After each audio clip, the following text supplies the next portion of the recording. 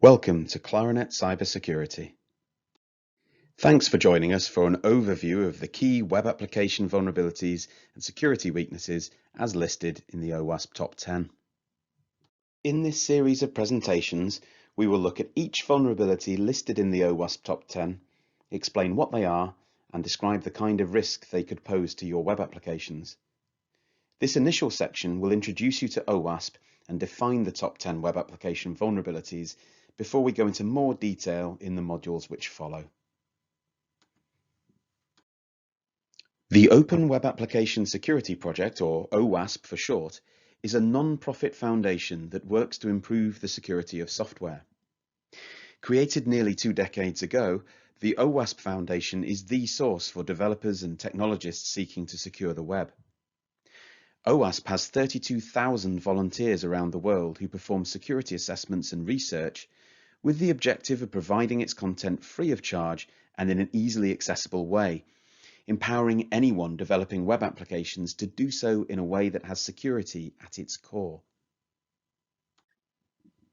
OWASP evaluates important types of cyber attacks using 4 criteria: ease of exploitability, prevalence, detectability, and business impact. And then it selects the top 10 attack types based on the outcome of that research.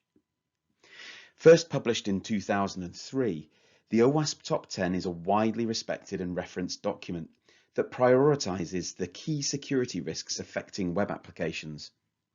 Of course, there are far more than just 10 security risks, but the idea of the OWASP Top 10 is to make security professionals aware of the most common and critical security risks and their potential consequences if left unaddressed, and to provide guidance on how to defend against them. The top 10 web application security weaknesses are selected and prioritized according to data gathered on prevalence, that's how widespread these weaknesses are, in combination with consensus estimates of exploitability, detectability, and impact. At the top of the current list, starting at A1, are injection vulnerabilities. Although the prevalence of injection vulnerabilities, that is, how likely they are to be present, is described as medium, exploitability, detectability, and business impact are all deemed high in terms of risk.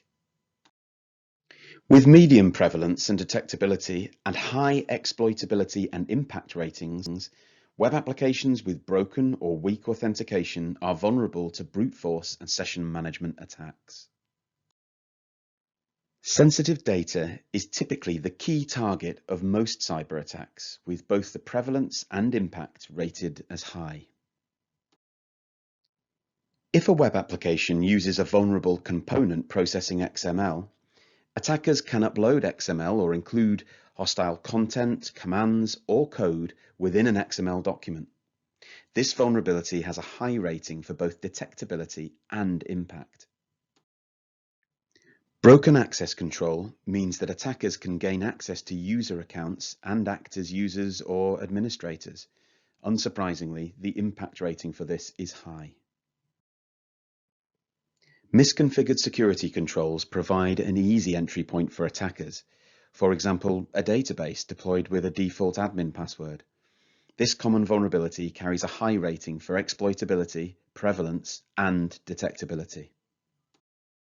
Cross-site scripting is actually the second most prevalent issue in the OWASP Top 10 and is found in around 2/3 of web applications.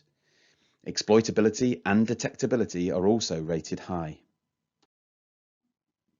Although some automated tools can find this vulnerability, exploiting it requires mastery of a complex and largely manual technique.